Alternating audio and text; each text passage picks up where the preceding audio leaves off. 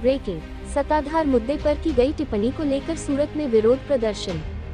ओटला, अपगीगा के महंत नरेंद्र बापू द्वारा सत्ताधार के विजय बापू पर किए गए क्षयोकांड का मामला। सोशल मीडिया पर एक भजन का वीडियो वायरल हुआ। नरेंद्र बापू का आरोप कि विजय बापू रास गरबा में गीताबेन की ओर इशारा कर रहे थे। आरोपों को लेकर मैदान में उतरा गुर्जर क्षत्रिय युवा संगठन। नरेंद्र बापू द्वारा जारी किया गया वीडियो 2 साल पुराना बताया जा रहा है।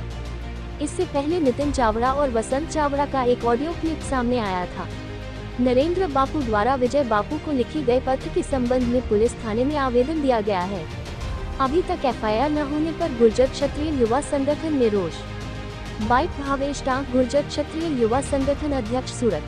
बाइट विजय मालवी, सदस्य गुर्जर क्षत्रिय युवा संगठन। ताज़ा खबर देखने के लिए देखते स्टार न्यूज नेटवर्क। जय हिंद। विजय मालवी। हाल में विडियो जो वायरल थई रह्यो छे नवरात्रिनो छे, मां अंबाना आराधनानो विडियो छे। 2 दिवस पहला नरेंद्र सोलंकी द्वारा तथा एमना મળતિયા द्वारा मीडिया में छेड़छाड़ करी अने वीडिया ने वायरल करेलो छे, जेमां अमारा लागणी दुभाणी छे। तो सरकार द्वारा मारे एटलुं ज कहेवानुं छे सरकार ने मीडिया माध्यमथी कि आ लोको छेल्ला 6 महीना था कोई आधार पुरावा वगर सत्ताधार तथा सत्ताधारना संतोने बदनाम करी रह्या छे। तो एना उपर अमे आवेदनपत्र 3 जग्याए फरियाद भी करेली है। तो सरकार केम कड़क कार्यवाही नहीं करती? शुं काम? ए भाजपनो नेता है एटला माटे। तो सरकार ने मारी नम्र विनंती है कि आना उपर कड़क में कड़क कार्यवाही करो, अर्थात कार्यवाही करवामां नहीं आवे तो अमने आंदोलनकारी बनवा मजबूर ना करो, एवी मारी विनंती है। भावेश टाक, गुर्जर क्षत्रिय युवा संगठन प्रमुख। 6 महीना थी सत्ताधारનું पिक्चर कोई असामाजिक तत्वों उतारी रह्या छे। जे मिलन बारोट है, मिलन बारोट सत्ताधारनी अंदर जे धंधो करतो तो एनो एक ऑडियो वायरल थयो छे, त्याथी आ विवाद चालू थयो छे। तो जे मिलन बारोट है, जे गई काले नरेंद्र सोलंकीए स्वीकार्યું કે આની પાછળ હું છું, તો આ મિलन બારોટ જ્યાંથી વિવાદ ઉત્પન્ન થયો એને એક વર્ષ તો ત્યાં ઓટલે રહ્યો છે। तो मारी एक विनंती थी कि જ્યારે અમે આવેદનપત્ર આપ્યું ત્યારે અમે સ્પષ્ટપણે ગુજરાતના મુખ્યમંત્રીને સુરતના કલેક્ટર મારફતે કીધું હતું કે ષડયંત્રકારોના પર્દાફાશ કરો, ષડયંત્રકારોને બહાર લાવો। પરંતુ ષડયંત્રકારો આજે ખુલ્લા મેદાનમાં છે અને અમે જીવરાજ બાપુ અને જગદીશ બાપુના જે વ્યભિચારો ઉપર જે આરોપ લગાવવામાં આવ્યા હતા એના વિરુદ્ધ અમે પોલીસ કમ્પ્લેન્ટ પણ 3 પોલીસ સ્ટેશનમાં કરેલી છે। તો કેમ પોલીસવાળા એફઆઈઆર ફાડતા નથી? શું કામ? કે આ ભાજપનો નેતા છે એટલે।